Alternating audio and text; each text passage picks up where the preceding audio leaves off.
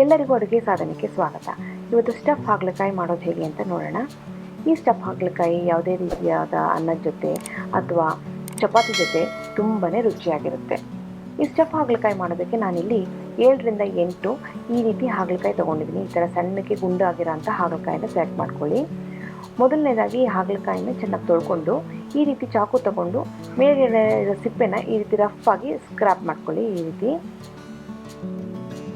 ಸಿಪ್ಪೆನ ಸ್ವಲ್ಪ ಈ ಥರ ತೆಗೆದ್ಮೇಲೆ ಚಾಕುವಿನಿಂದ ಹಾಗಲಕಾಯಿನ ಈ ಥರ ಒಂದು ಸೈಡ್ನಲ್ಲಿ ಓಪನ್ ಮಾಡಿಕೊಂಡು ಅದರೊಳಗಡೆ ಇರೋಂತಹ ಬೀಜಗಳನ್ನೆಲ್ಲ ಈ ರೀತಿ ತೆಗೆದುಬಿಟ್ಟು ಬೀಜಗಳನ್ನ ಸೈಡಿಗೆ ಇಟ್ಕೊಳ್ಳಿ. ಎಸಿಬೇಡಿ ಬೀಜನ, ಅದನ್ನು ಮುಂದೆ ನಾವು ಸ್ಟಫಿಂಗ್ಗೆ ಅದನ್ನು ಉಪಯೋಗಿಸ್ಕೋಬೇಕು. ನೋಡಿ, ಈ ರೀತಿ ಸ್ಪೂನ್ನ ಹಿಂಭಾಗ ಉಪಯೋಗಿಸ್ಕೊಂಡು ಈ ರೀತಿ ಒಳಗಡೆ ಇರೋಂಥ ಬೀಜಗಳನ್ನ ನಾವು ತೆಗೆದಿಟ್ಕೊಳ್ಳೋಣ. ನೋಡಿ, ಈ ರೀತಿ ಎಲ್ಲ ಕ್ಲೀನ್ ಮಾಡ್ಕೋಬೇಕು. ಹಾಗಲಕಾಯಿ ಒಳಗಡೆ ನಾವು ಸ್ಟಫ್ ಮಾಡೋದಕ್ಕೆ ಈ ರೀತಿ ಜಾಗ ಮಾಡ್ಕೋಬೇಕು. ನೋಡಿ, ಎಲ್ಲ ಹಾಗಲಕಾಯಿನೂ ಈ ರೀತಿ ಮಾಡಿಟ್ಕೊಳ್ಳಿ. ಒಳಗಡೆ ಇರೋ ಬೀಜಗಳನ್ನೆಲ್ಲ ತೆಗೆದು ಕಲೆಕ್ಟ್ ಮಾಡಿಕೊಂಡು ಅದನ್ನು ಸೈಡಲ್ಲಿ ಇಟ್ಕೊಳ್ಳಿ. ಬೀಜನ ನಾವು ಮುಂದೆ ಸ್ಟಫಿಂಗ್ಗೆ ಉಪಯೋಗಿಸ್ಕೋಬೇಕಾಗುತ್ತೆ. ಈಗ ಒಂದು ಪಾತ್ರೆಯಲ್ಲಿ ನೀರು ಹಾಕ್ಕೊಂಡು ಅದಕ್ಕೆ ಉಪ್ಪು ಹಾಕ್ಕೊಂಡು ನಾವು ರೆಡಿ ಮಾಡಿಕೊಂಡಂಥ ಹಾಗಲಕಾಯಿನ ಉಪ್ಪಿನ ನೀರಿನಲ್ಲಿ ಹಾಕಿ 10ರಿಂದ 15 ನಿಮಿಷ ಇದನ್ನು ನೆನೆಯೋದಕ್ಕೆ ಬಿಡೋಣ. ಹೀಗೆ ಮಾಡೋದ್ರಿಂದ ಹಾಗಲಕಾಯಿಯಲ್ಲಿರೋಂತಹ ಕಹಿ ಎಲ್ಲ ಕಮ್ಮಿ ಆಗುತ್ತೆ.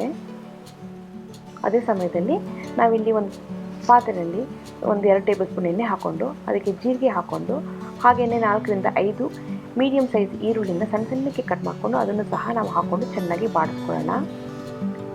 ಈರುಳ್ಳಿನಲ್ಲಿರೋಂತಹ ಸಿಹಿ ಟೇಸ್ಟು ಹಾಗೆಯೇ ಹಾಗಲಕಾಯಿಲಿರೋಂಥ ಕಹಿ ಟೇಸ್ಟು ಎಲ್ಲ ಸೇರಿ ತುಂಬಾ ರುಚಿಯಾಗಿರುತ್ತೆ.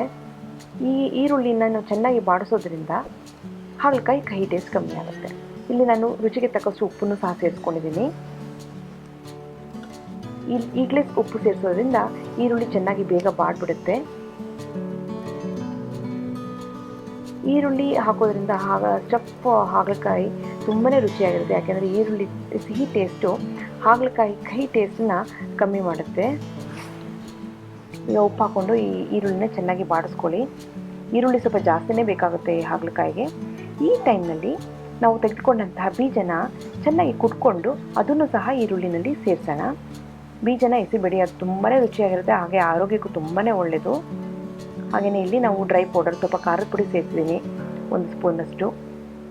ಹಾಗೆಯೇ ಸ್ವಲ್ಪ ಅರಿಶಿನ ಪುಡಿನೂ ಸಹ ಸೇರಿಸಿದ್ದೀನಿ 1/4 ಸ್ಪೂನಷ್ಟು. ಹಾಗೆಯೇ ಅರ್ಧ ಸ್ಪೂನಷ್ಟು ಜೀರಿಗೆ ಪೌಡರ್ನು ಸಹ ಸೇರಿಸಿದ್ದೀನಿ. ಹಾಗೆಯೇ ಸ್ವಲ್ಪ ಕೊತ್ತಂಬರಿ ಬೀಜದ ಪೌಡರ್ನು ಸಹ ನಾನು ಸೇರಿಸಿ 1/4 ಸ್ಪೂನಷ್ಟು. ಸ್ವಲ್ಪ ಗರಂ ಮಸಾಲನೂ ಸೇರಿಸಿದ್ದೀನಿ. ಇವೆಲ್ಲನೂ ಸೇರಿಸಿ ಈ ಪುಡಿಗಳನ್ನೆಲ್ಲ ಸೇರಿಸಿ ಚೆನ್ನಾಗಿ ಬಾಡಿಸ್ಕೊಳ್ಳಿ. ಈಗ ನಿಮ್ಮ ಹತ್ರ ಆಮ್ಚೂರು ಇದ್ದರೆ ಈ ಆಮ್ಚೂರು ಪುಡಿನೂ ಸಹ ಇಲ್ಲಿ ಸೇರಿಸ್ಬೋದು. ನಾನಿಲ್ಲಿ ನಿಂಬೆಹಣ್ಣಿನ ರಸನ ಸೇರಿಸ್ತಾ ಇದ್ದೀನಿ. ನನ್ನ ಹತ್ರ ಆಮ್ಚೂರು ಖಾಲಿ ಆಗಿರೋದ್ರಿಂದ ನಿಂಬೆಹಣ್ಣಿನ ರಸನ ಸೇರಿಸ್ತಾ ಇದ್ದೀನಿ. ಈಗ ಎಲ್ಲ ಸ್ಟಫಿಂಗ್ ರೆಡಿಯಾಗಿದೆ. ನಿಂಬೆಹಣ್ಣಿನ ರಸ ಸೇರಿಸ್ಬಿಟ್ಟು ಚೆನ್ನಾಗಿ ಮಾಡ್ಕೊಳ್ಳಿ. ಈಗ ನಾವು ನೆನೆಸಿಟ್ಕೊಂಡಂತಹ ಹಾಗಲಕಾಯಿನ ಒಂದೊಂದಾಗಿ ತಗೊಂಡು ನೀರನ್ನೆಲ್ಲ ಸೋಸಿಬಿಟ್ಟು ಹೀಗೆ ಹಾಗಲಕಾಯಿ ಹೊಟ್ಟೆ ಒಳಗಡೆ ಈ ಮಾಡಿಕೊಂಡಂತಹ ಈರುಳ್ಳಿ ಸ್ಟಫಿಂಗ್ನ ಚೆನ್ನಾಗಿ ತುಂಬಬೇಕು. ಟೈಟಾಗಿ ತುಂಬೋದ್ರಿಂದ ಹಾಗಲಕಾಯಿ ಸ್ಟಫ್ ಮಾಡಿದಾಗ ತುಂಬಾ ರುಚಿಯಾಗಿರುತ್ತೆ. ಹಾಗಾಗಿ ಸ್ವಲ್ಪ ಜಾಸ್ತಿ ಸ್ಟಫಿಂಗನ್ನೇ ನಾವು ಈ ಹಾಗಲಕಾಯಿ ಒಳಗಡೆ ತುಂಬಬೇಕಾಗುತ್ತೆ. ಆಗಲೇ ಈ ಸ್ಟಫ್ ಹಾಗಲಕಾಯಿ ತುಂಬಾ ರುಚಿಯಾಗಿರುತ್ತೆ. ಸ್ಟಫ್ ಮಾಡಿದ ಮೇಲೆ ಈ ರೀತಿ ಒಂದು ನೂಲನ್ನ ತಗೊಂಡು ಈ ರೀತಿ ಸುತ್ತಬಿಟ್ಟು ಒಂದು ಲೈಟಾಗಿ 1 ಗಂಟೆ ಹಾಕಿ ಹಾಗೆ ಮಾಡೋದ್ರಿಂದ ಒಳಗಡೆ ಮಾಡಿರೋಂಥ ಸ್ಟಫಿಂಗು ನಾವು ಹುರಿಬೇಕಾದ್ರೆ ಹಾಗಲಕಾಯಿನ ನಾವು ಫ್ರೈ ಮಾಡಬೇಕಾದ್ರೆ ಸ್ಟಫಿಂಗ್ ಹೊರಗಡೆ ಬರಲ್ಲ. ಆ ಕಾರಣಕ್ಕೋಸ್ಕರ ನಾವಿಲ್ಲಿ ಒಂದು ದಾರನ ಈ ರೀತಿ ಕಟ್ಟೋಣ.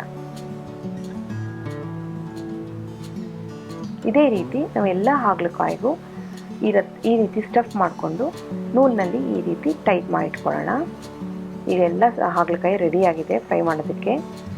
ಈಗ ಬಾಣಲೆಗೆ ನಾನು ಒಂದು 2ರಿಂದ 3 ಟೇಬಲ್ ಸ್ಪೂನಷ್ಟು ಎಣ್ಣೆ ಹಾಕ್ಕೊಂಡು ಎಣ್ಣೆ ಸ್ವಲ್ಪ ಬಿಸಿ ಆಗಿದೆ ಅಂದಾಗ ನಾವು ಮಾಡಿಟ್ಕೊಂಡಂಥ ಹಾಗಲಕಾಯಿನ ಈ ರೀತಿ ಒಂದೊಂದಾಗಿ ಇಟ್ಕೊಂಡು ಪಕ್ಕದಲ್ಲಿ ಇಟ್ಕೊಂಡು ಬರೋಣ. ಆದಷ್ಟು ಫ್ಲ್ಯಾಟ್ ಬಾಟಮ್ ಪಾತ್ರೆನ ತೊಗೊಂಡು ಈ ರೀತಿ ತೊಗೊಂಡ್ರೆ ಈ ರೀತಿ ಹುರ್ಕೊಳ್ಳೋದು ಈಸಿ ಆಗುತ್ತೆ. ನೂಲಿನ ಬಗ್ಗೆ ನೀವು ಏನೇ ಯೋಚನೆ ಮಾಡಿಬಿಡಿ, ಅದೇನೂ ಆಗಲ್ಲ. ನಾವು ಯಾವಾಗ ಸರ್ವ್ ಮಾಡ್ತೀವೋ ತಿನ್ನಬೇಕಾದ್ರೆ ಸರ್ವ್ ಮಾಡೋಕ್ಕಿಂತ ಮುಂಚೆ ನೂಲನ್ನ ಬಿಚ್ಚಿಬಿಟ್ಟು ನಾವು ಸರ್ವ್ ಮಾಡ್ಬೋದು. ಈ ನೂಲನ್ನ ನಾವು ಕಟ್ಟೋದ್ರಿಂದ ಹಾಗಲಕಾಯಿ ಸ್ಟಫ್ ಮಾಡೋಕ್ಕೆ ತುಂಬಾ ಈಸಿ ಆಗುತ್ತೆ. ಸ್ವಲ್ಪ ಹೊತ್ತು ಫ್ರೈ ಮಾಡಿದ್ಮೇಲೆ ಈ ರೀತಿ ಮುಚ್ಚಿಬಿಟ್ಟು ಫ್ರೈ ಮಾಡಿ, ಆಗ ಹಾಗಲಕಾಯಿ ಬೇಯೋದಕ್ಕೆ ತುಂಬಾ ಈಸಿ ಆಗುತ್ತೆ. ಈ ಹಸಿರು ಹಾಗಲಕಾಯಿ ಸ್ಕಿನ್ ಕಲರ್ ಚೇಂಜ್ ಆಗಬೇಕು, ಒಂದು ಸ್ವಲ್ಪ ಬ್ರೌನಿಷ್ ಆಗಬೇಕು, ಅಲ್ಲಿವರೆಗೆ ನಾವು ಚೆನ್ನಾಗಿ ಹುರ್ಕೋಬೇಕು. ಹಾಗೆ ಹುರ್ಕೊಳ್ಳೋದ್ರಿಂದ ಹಾಗಲಕಾಯಿ ಇರೋದಂತಹ ಆ ಕಹಿ ಟೇಸ್ಟ್ ಕಮ್ಮಿ ಆಗುತ್ತೆ. ಇದನ್ನು ಮಾತ್ರ ನಾವು ಲೋ ಫ್ಲೇಮ್ನಲ್ಲೇ ಚೆನ್ನಾಗಿ ಹುರ್ಕೋಬೇಕಾಗುತ್ತೆ. ಟೈಮ್ ತೊಗೊಳುತ್ತೆ, ಒಂದು 15ರಿಂದ 20 ನಿಮಿಷ ಖಂಡಿತವಾಗ್ಲೂ ಈ ಹಾಗಲಕಾಯಿ ಫ್ರೈ ಮಾಡೋದಕ್ಕೆ ಟೈಮ್ ತೊಗೊಳುತ್ತೆ. ನೋಡಿ ಕಲರ್ ಎಲ್ಲ ಚೇಂಜ್ ಆಗಿದೆ.